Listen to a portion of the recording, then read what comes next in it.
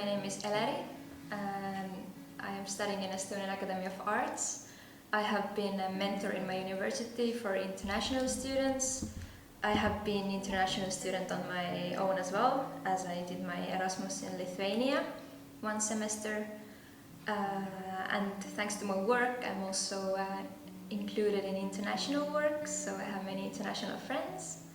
And I met Paula actually when I was living in Latvia, as she's also Latvian. I lived there half a year and she's my only Latvian friend because it's super hard to make friends in Baltics in general. Yeah, Baltic people are very introverted. So.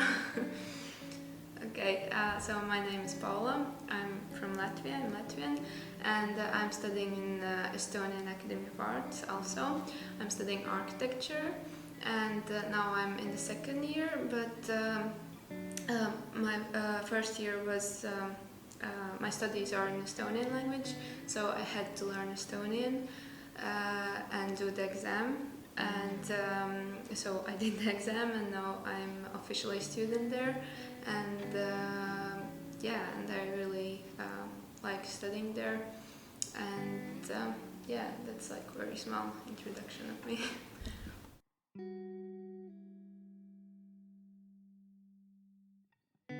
Well, it was quite easy since I have been involved in international context already a couple of years.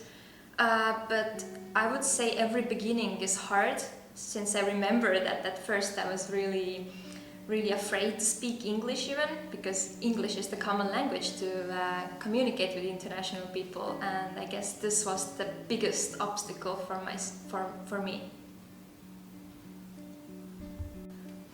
Well, actually, it was for me. It was quite easy because all my classmates are Estonians, and I don't see that much of difference from Latvians. And yeah, it was, well, for me it wasn't any weird things that because of what was difficult to meet people or communicate. I guess in that sense, the most difficult thing was with the language also, as Ellery said, because mostly as I said, that all my course mates were Estonian and they were speaking Estonian, and I was the only one who was speaking in English, and it was quite difficult to communicate because when I was speaking with them in English, they weren't so open. And now that when I can speak in Estonian, it's more easier to communicate and to get friends.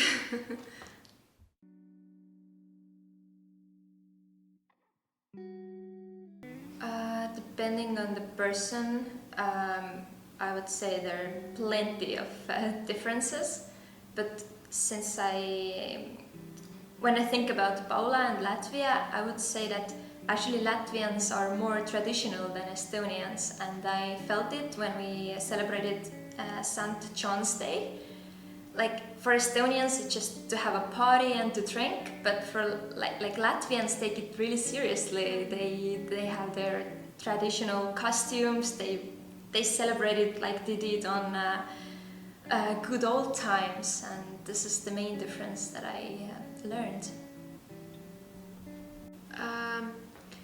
I wouldn't describe it as cultural difference maybe, but more well, for me the small culture shock was that in Estonia there is much more technical technology has been more advanced, and it's more in Latvia we use technology, but we don't use it so much in everyday life.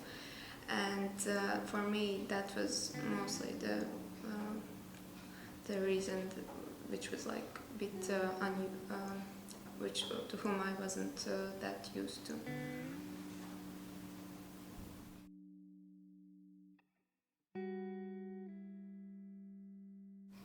Well, I have now many friends with whom I just text and we can meet anytime. So yeah, I have more contacts now. But in general, as I said before, it's quite hard to make friends in Baltic countries. So you need to put effort on that. So it's like you need to push and push, and this is the main goal I have learned with living in Baltic states and communicating with Baltic people. It didn't change that much actually. Maybe it just because of the language it was more difficult to communicate and to meet people, and I had to put more effort into that. But overall, I